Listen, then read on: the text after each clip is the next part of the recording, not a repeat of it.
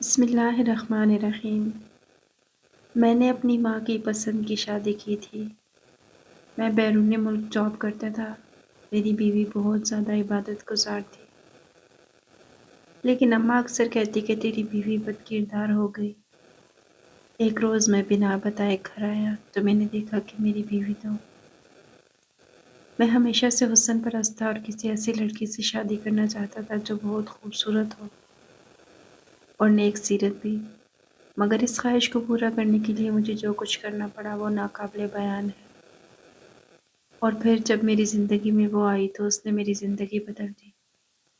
میں نہیں جانتا تھا کہ اس سے رشتہ جوڑ کر مجھے اتنی بڑی سزا ملے گی کہ سب کچھ برباد ہو جائے گا۔ کاش میں کبھی اپنے دل میں ایسی خواہش نہ پالتا تو میرے ساتھ وہ سب نہ ہوتا۔ میرا نام حارث ہے اور میں ایک ڈاکٹر تھا۔ ڈاکٹر بننے تک میں نے جتنے پاپڑ بیلے تھے اس سے کہیں زیادہ پاپڑ میری ماں نے بہو تلاش کرنے میں بیل ڈالے تھے۔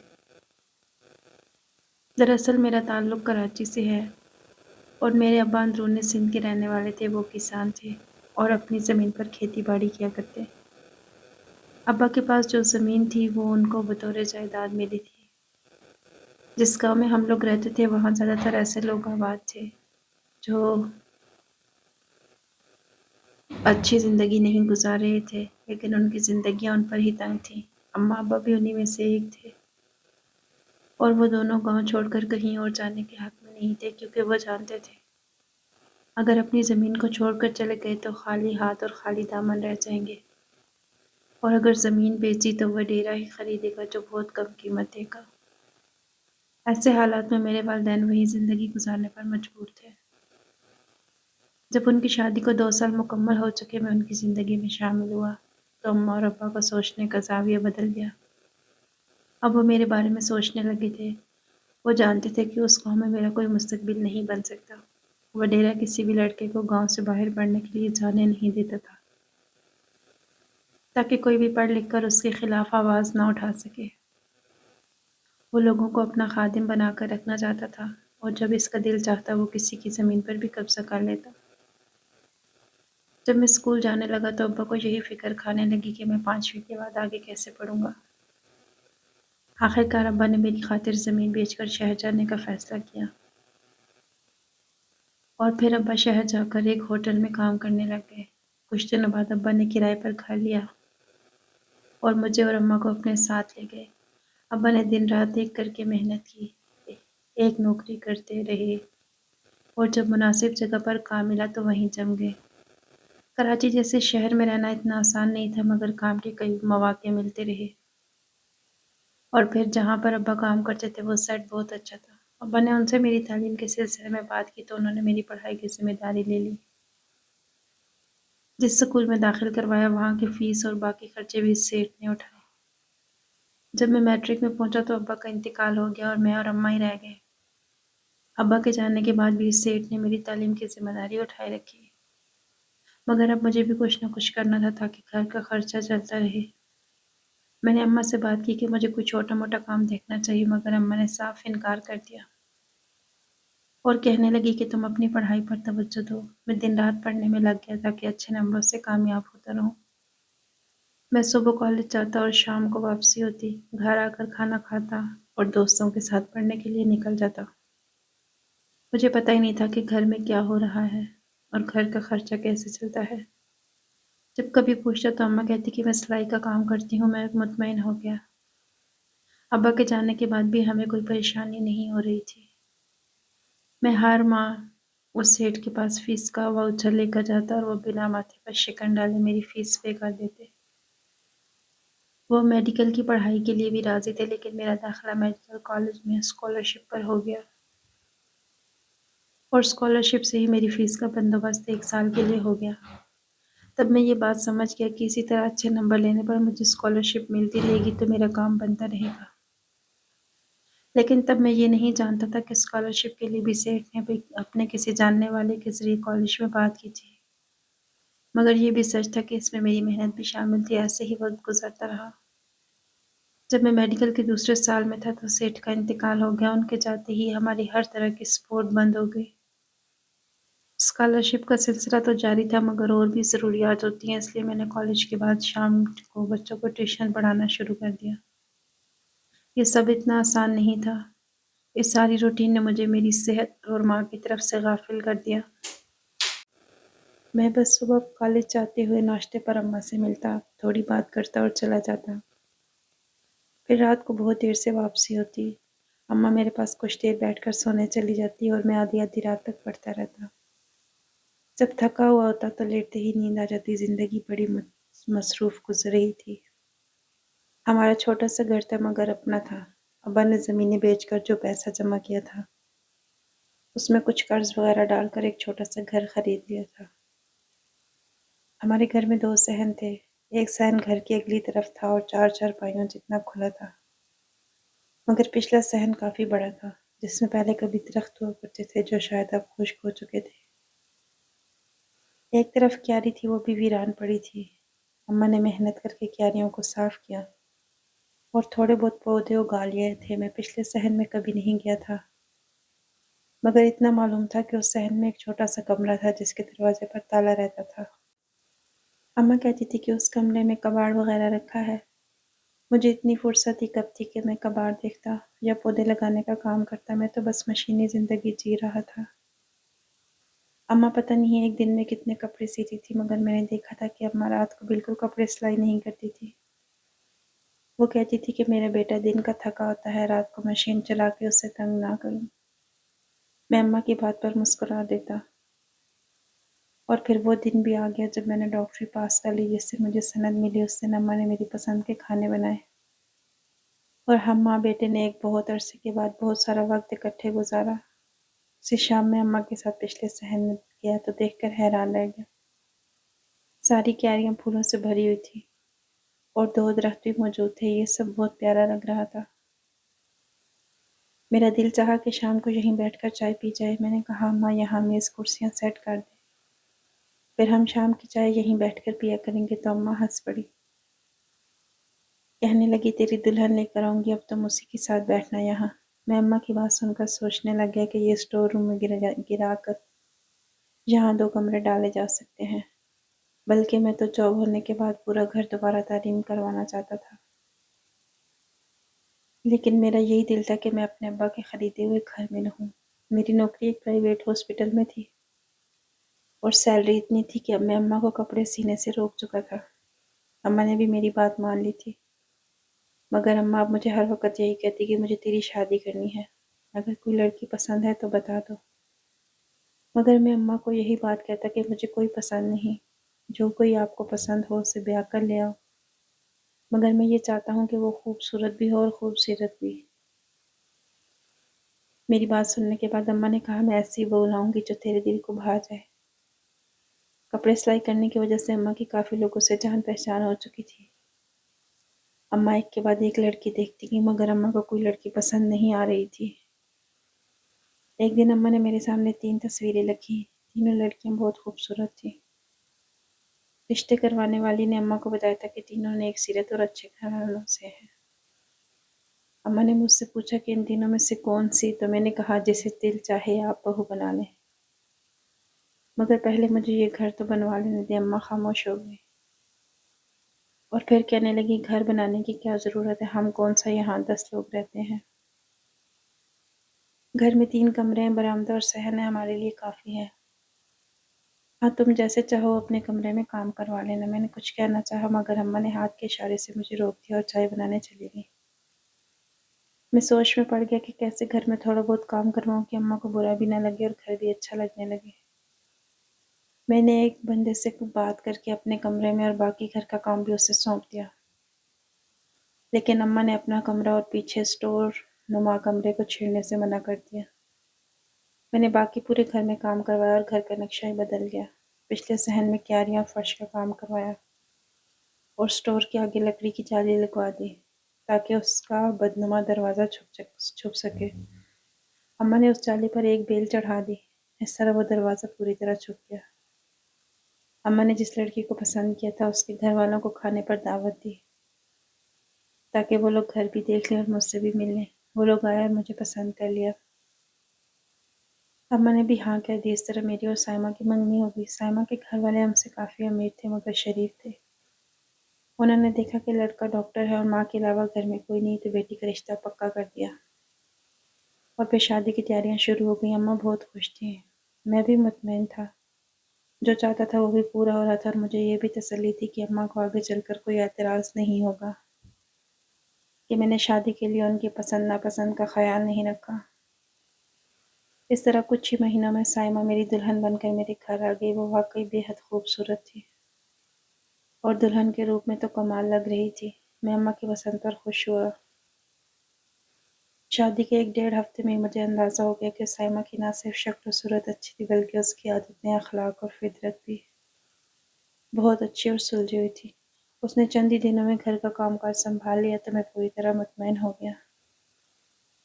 ایک دن شام کے وقت ہم تینوں پچھلے صحن میں بیٹھے چائے پی رہے تھے تو سائمہ نے اماں سے پوچھا، اماں یہاں کمرے میں کیا ہے؟ اماں نے کہا کہ اسٹور روم ہے اور کاٹ کباڑ رکھا ہوا ہے اس لیے یہاں تالا لگا ہے۔ مجھے سائمہ کے چہرے پر عجیب سی سنجیدگی نظر آئی، جیسے اس سے اماں کی بات پر یقین نہ آیا ہو۔ پھر بھی اس نے مجھ سے کچھ نہیں کہا۔ رات کو سائمہ پھر پوچھنے لگی، کیا آپ کبھی اسٹور روم میں گئے ہیں؟ میں نے کہا میں کبھی نہیں گیا، لیکن تم کیوں پوچھ رہی ہو؟ پھر میں نے اسے سونے کو کہا اور خود بھی سو گیا۔ اگلے دن جب میں ہاسپٹل گیا تو مجھے سینئر ڈاکٹر نے اپنے کیبن میں بلایا۔ میں اس ہاسپٹل کے مالک بھی تھے جہاں میں جاب کرتا تھا۔ مجھے جاب کرتے ہوئے تقریباً 1 سال ہو گیا تھا۔ ڈاکٹر صاحب نے مجھے کہا کہ ہمارے ہاسپٹل کے چند قابل ڈاکٹر دوسرے ملک میں جاب کے لیے جا رہے ہیں جہاں ان کو اچھا سیلری پیکیج دیا جائے گا، اس کے علاوہ اور بھی سہولیات ملیں گی۔ تو ڈائریکٹر نے بیرون ملک جن لوگوں کو بھیجنے کا فیصلہ کیا ہے ان میں آپ بھی ہیں۔ مجھے یہ سن کر خوشی بھی ہو رہی تھی کہ اچھا موقع، لیکن اس بات کی فکر بھی تھی کہ میں اپنی اماں اور بیوی کو چھوڑ کر جاؤں گا تو گھر میں ان کا خیال کون رکھے گا؟ میں ڈاکٹر صاحب سے انکار بھی نہیں کر سکتا تھا، اس لیے میں نے ان سے پوچھا کیا مجھے کوئی رعایت مل سکتی ہے؟ تو وہ کہنے لگے کہ ایک ٹیم ہی تو جا رہی ہے جس سے ہمارے ہاسپٹل کو بہت فائدہ ہوگا۔ جن ڈاکٹرز کو چنا گیا ہے وہ لازمی جائیں گے، اس کے علاوہ کوئی آپشن نہیں۔ میں نے گھر جا کر اماں اور سائمہ سے بات کی اور ان کو بتایا کہ میرا ٹرانسفر بیرون ملک میں کر دیا گیا ہے۔ تو اماں نے مجھے بڑی تسلی دی اور حوصلہ دیا اور کہا کہ بیٹا ایسے موقع بار بار نہیں ملتے۔ آج کمال ہو گے تو ساری زندگی عیش کرو گے۔ لیکن سائمہ میری جانے کی بات سن کر اداس ہو گئی۔ وہ بولی تو کچھ نہیں مگر مجھے محسوس ہو رہا تھا کہ وہ خوش نہیں ہوئی، لیکن اماں کے سامنے میں اسے کچھ کہہ نہیں سکتا تھا۔ جب ہم کمرے میں گئے تو سائمہ رونے لگ گئی کہ ابھی ہماری شادی کو صرف 1 ماہ ہوا اور آپ مجھے چھوڑ کر جانے کی باتیں کرتے ہیں۔ میں نے سائمہ کو تسلی دی کہ آج محنت کروں گا تو کل ہمارے بچے فائدے میں رہیں گے۔ وہ میری بات سمجھ گئی اور میں ہفتے کے اندر اندر بیرونی ملک چلا گیا۔ جانے سے پہلے میں نے گھر کی ساری چیزیں اور راشن اماں کو لا دیا۔ سائمہ سے کہا اماں کا بہت خیال رکھنا۔ میں چلا تو گیا مگر میرا دھیان مکمل طور پر گھر میں ہی تھا۔ میں روزانہ فون پر اماں سے اور اپنی بیوی سے بات کرتا۔ اماں مجھے حوصلہ دیتی اور تسلیاں دیتی کہ میں دل لگا کر اپنی نوکری کر سکوں، اور اب مجھے اماں اور سائمہ کی طرف سے تسلی ہو گئی۔ تھوڑے دنوں میں میری جاب شروع ہو گئی اور میں اپنے کام میں مصروف ہو گیا۔ مجھے اس نئی جگہ کو سمجھنے کے لیے کچھ وقت چاہیے تھا۔ اب میری اماں اور سائمہ سے بات کم ہونے لگی۔ میں ان کو فون کرتا، حال احوال پوچھ کر اپنا حال بتا کر فون بند کر دیتا۔ اس طرح 1 ماہ گزر گیا اور میری کسی سے بھی تفصیل سے بات نہ ہوئی۔ ان کی طرف سے بھی مجھے کوئی ایسی بات محسوس نہ ہوئی۔ مجھے لگا کہ وہ دونوں اپنی اپنی جگہ پر سمجھوتا کر چکی ہیں، اس لیے میں سکون سے اپنے کام میں مگن ہو گیا۔ مگر میں یہ نہیں جانتا تھا کہ میرا یہ سکون وقتی ہے، اور جو کچھ ہونے والا تھا وہ تو میں نے خواب و خیال میں بھی نہیں سوچا تھا۔ ہوا کچھ یوں کہ ایک دن جب میں نے اماں کو فون کیا تو وہ بات کرتے کرتے رونے لگ گئی۔ میں پریشان ہو گیا۔ میں نے پوچھا تو کہنے لگی تیری بیوی جیسی بنتی ہے ویسی ہے نہیں، وہ جو کہے اس پر یقین مت کرنا۔ میں نے اماں کی بات کو سمجھا نہیں۔ میں نے پوچھا آپ ایسے کیوں کہہ رہی ہیں؟ لیکن اماں نے مجھے کچھ بھی نہیں بتایا اور فون بند کر دیا۔ اماں سے بات کرنے کے بعد میں بہت پریشان ہو گیا۔ مجھے سمجھ نہیں آ رہا تھا کہ میں سائمہ سے کیا بات کروں، اس سے پوچھوں یا نہیں۔ لیکن جب بھی میری اس سے فون پر بات ہوئی تو اسے کسی بات یا انداز سے ایسا محسوس نہیں ہوا کہ گھر میں کوئی اختلاف یا جھگڑا ہے۔ بلکہ سائمہ نے بہت اچھے طریقے سے بات کی اور اماں کے بارے میں مجھے کہنے لگی کہ اماں میرا بہت خیال رکھتی ہیں، وہ بہت اچھی ہیں۔ یہ بات سن کر میں اور پریشان ہو گیا کہ یہ تو اماں کی تعریفیں کر رہی ہے۔ اماں نے عجیب سی بات کہہ کر فون بند کر دیا۔ نہ جانے جوبا اماں مجھے کیا بتانا چاہتی ہیں اور کیا چھپا رہی تھی۔ اگلے دن جب اماں کو فون کیا تو انہوں نے مجھ سے ایک اور عجیب بات کہی۔ وہ کہنے لگی تیری بیوی نیک سیرت نہیں بلکہ بد کردار عورت ہے۔ وہ جھوٹ بولتی ہے، گھر کا کوئی کام نہیں کرتی، ہر وقت بستر پر لیٹی آرام کرتی ہے۔ اور پھر اماں نے مجھے ایسی بات بتائی جس کو سن کر میں خوش تو ہوا لیکن اگلے ہی لمحے میری خوشی دم توڑ گئی۔ اماں نے بتایا کہ تیری بیوی سائمہ ماں بننے والی ہے لیکن وہ بد کردار ہے۔ میں اتنی بڑی خوشی کی خبر سن کر خوش ہونے کی بجائے الجھ گیا۔ پہلے تو اماں کہتی تھی کہ سائمہ بہت اچھی اور سلجھی ہوئی لڑکی ہے، پتہ نہیں میرے آنے کے بعد ایسا کیا ہوا کہ اماں اتنی بڑی بات کہہ رہی ہیں۔ جب میری سائمہ سے بات ہوئی تو اس نے مجھے خوشخبری سنائی۔ میں نے اس سے مبارکباد دی اور پوچھا کہ اماں سارا دن کیا کرتی ہیں اور تمہاری کیا روٹین ہے۔ میں اس سے بہانے سے پوچھنا چاہ رہا تھا تاکہ مجھے پتہ چلے کہ اماں کی باتوں میں کتنی سچائی ہے۔ سائمہ کہنے لگی میں سارا دن گھر کے کاموں میں لگی رہتی ہوں اور اماں اپنی عبادت میں مصروف رہتی ہیں۔ پچھلے والے صحن میں جو اسٹور روم ہے وہاں پر بھی اماں اکثر بہت سا ٹائم گزارتی ہیں۔ میں سائمہ کی باتیں سن کر الجھتا جا رہا تھا کہ اماں کیا کہتی ہیں اور سائمہ اماں کے بارے میں کچھ اور کہتی ہے۔ سمجھ نہیں آ رہا تھا کہ اماں کو غلط کہوں یا سائمہ کو، کیونکہ سائمہ نے کبھی بھی ایسی کوئی بات نہیں کی تھی جو اماں کے خلاف ہو۔ لیکن میری ماں جس بہو کو اپنی پسند اور خوشی سے بیاہ کر لائی تھی اب اسی پر بد کرداری کا الزام لگا رہی تھی۔ اتنی دور ہوتے ہوئے میرا دل بے چین اور پریشان ہو چکا تھا، میں کچھ بھی نہیں کر سکتا تھا۔ میں چاہتا تھا کہ گھر جاؤں اور دیکھوں کہ وہاں کیا چل رہا ہے اور میری ماں میری بیوی کے بارے میں ایسی باتیں کیوں کرتی ہے۔ میری بیوی ہر وقت اماں کی تعریفیں کرتی ہے۔ ایسے ایک ہفتہ گزر گیا۔ میں روز اماں سے اور سائمہ سے فون پر بات کرتا، وہ جو کہتی سن لیتا، لیکن میں نے کھل کر ان دونوں سے بات نہ کی کیونکہ میں چاہتا تھا کہ مجھے چھٹی ملے اور میں گھر جاؤں، تب اس سارے معاملے کو دیکھوں۔ لیکن ایک دن فون پر سائمہ نے جو مجھے بتایا وہ میرے لیے بجلی بن کر مجھ پر گرا۔ سائمہ نے کہا کہ تمہاری اماں پچھلے والے صحن کے کمرے میں نہ جانے کیا کرتی ہیں، کیونکہ وہاں سے اکثر بدبو بھی آتی ہے اور عجیب و غریب آوازیں بھی سنائی دیتی ہیں۔ مجھے ڈر لگتا ہے، میرا دل چاہتا ہے کہ میں یہ گھر چھوڑ کر چلی جاؤں لیکن تمہاری وجہ سے مجبور ہوں۔ سائمہ کی بات سن کر میرے اذہان خطا ہو گئے۔ سمجھ میں نہیں آ رہا تھا کہ اماں کی تعریفیں کرنے والی اب کیا بول رہی ہے۔ مجھے اسی وقت اماں کی بات یاد آ گئی کہ سائمہ بہت جھوٹ بولتی ہے، اس کی باتوں پر اعتبار نہ کرنا۔ میں نے سائمہ کو ڈانٹ دیا اور فون بند کر دیا۔ اس کے بعد تقریباً ایک ہفتے تک میں نے گھر میں کال نہیں کی، نہ ہی اماں سے بات ہوئی اور نہ ہی سائمہ سے۔ میں نے ہاسپٹل میں چھٹی کے لیے اپلائی کر رکھا تھا، مجھے چھٹی مل گئی۔ جب میں فلائٹ سے اپنے گھر پہنچا تو یہ دیکھ کر حیران رہ گیا کہ گھر میں سائمہ موجود نہیں تھی، اماں گھر میں اکیلی تھی۔ میں نے اماں سے سائمہ کے بارے میں پوچھا تو وہ کہنے لگی تیری بیوی بد کردار تھی، کسی عاشق کے ساتھ بھاگ گئی، تم مجھ سے بھول جاؤ، میں تمہاری کسی اور جگہ شادی کروا دوں گی۔ اماں کی باتیں سن کر میرا دماغ گھوم گیا۔ مجھے یقین نہیں آیا کہ اماں جو کہہ رہی ہیں وہ سچ ہے یا نہیں۔ میں سائمہ کو کیسے چھوڑ سکتا کیونکہ کچھ مہینوں میں ہمارا بچہ اس دنیا میں آنے والا تھا۔ میں نے اماں سے پوچھا کہ سائمہ کب سے گھر میں نہیں ہے تو اماں کہنے لگی 5-6 دن ہو گئے اور اماں نے مجھے فون پر بھی نہیں بتایا تھا۔ میں تو فون کرنا ہی چھوڑ چکا تھا، لیکن اگر ایسا کچھ ہوا تھا تو اماں کو مجھے بتانا چاہیے تھا۔ اماں نے کہا تم اپنے کمرے میں جا کر آرام کرو، میں کھانا لگاتی ہوں۔ میں کمرے میں چلا گیا، فریش ہونے کے بعد کھانا کھایا اور بستر پر لیٹ کر سوچنے لگا کہ سائمہ سے کیسے رابطہ کروں، نہ جانے وہ کس حال میں ہوگی۔ یہی سب سوچ رہا تھا تو مجھے نیند آنے لگی۔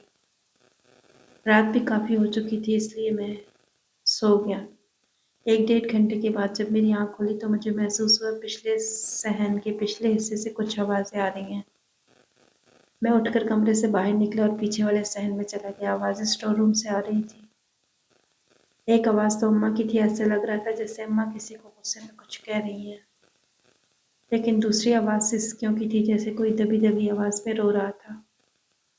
میں چلتا ہوا کمرے تک پہنچا اور جیسے ہی دروازہ کھولا میرے رونگٹے کھڑے ہو گئے کیونکہ کمرے کے اندر اماں اور سائمہ دونوں موجود تھی۔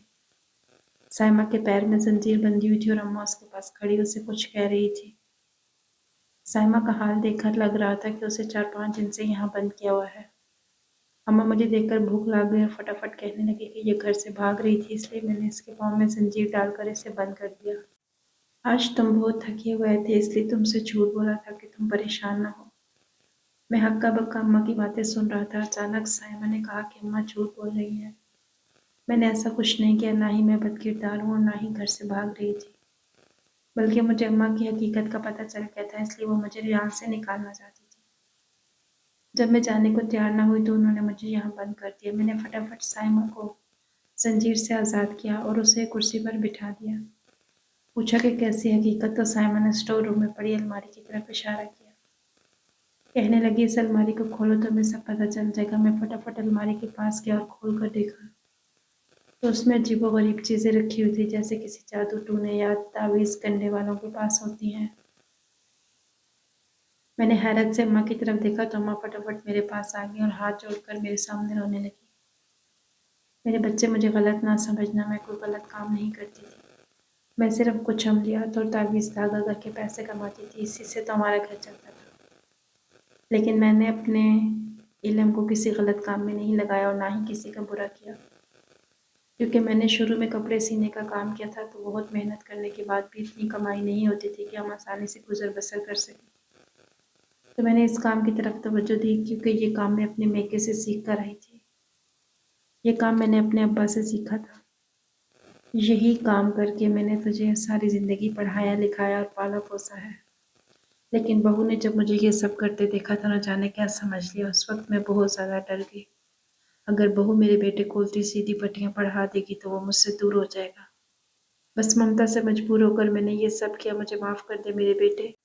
یہ سب کچھ سن کر میری آنکھوں میں آنسو آ گئے اور میں نے اماں کو گلے سے لگا لیا اور کہا کہ بھلا میں اپنی ماں کو کیسے غلط سمجھ سکتا ہوں، لیکن میں یہ بھی نہیں سوچ سکتا کہ میری ماں میری بیوی کو بد کردار کہے۔ اماں نے اسی وقت سائمہ سے معافی مانگی اور سائمہ نے اماں کو معاف کر دیا۔ اماں نے مجھے یہ بھی بتایا کہ وہ سیٹھ کے لیے بھی کچھ وظائف کیا کرتی تھی، جس کی وجہ سے سیٹھ ہمارا بہت خیال رکھتا تھا، اور جب میں سارا دن گھر سے باہر رہتا تب اماں یہ کام کرتی تھی تاکہ مجھے پتہ نہ چلے۔ میں اماں کی باتوں کو سمجھ گیا اور سائمہ کو بھی سمجھایا۔ اس کے بعد اماں نے یہ سب چھوڑ دیا اور پیچھے والا کمرہ جس میں اماں یہ سب کام کرتی تھی اسے گرا کر وہاں نیا کمرہ تعمیر کروا دیا۔ میں نے اپنے سینئر ڈاکٹر سے بات کر کے اپنا ٹرانسفر واپس کروا لیا، کیونکہ میں اپنی ماں اور بیوی کو کسی بھی حال میں اکیلا چھوڑ کر نہیں رہ سکتا تھا۔ کچھ ماہ بعد اللہ تعالیٰ نے مجھے بیٹی جیسی رحمت سے نوازا تو ہم لوگ بہت زیادہ خوش ہوئے۔ میں سوچتا تھا کہ جتنی محنت اماں نے مجھے پڑھانے میں کی، مجھے اس محنت کا اتنا اچھا صلہ ملا کہ میں آج ایک کامیاب ڈاکٹر اور پیاری سی بیٹی کا باپ ہوں، اور مجھے بیوی بھی نیک سیرت ملی ہے جو اماں کی بھی دل سے خدمت کرتی ہے۔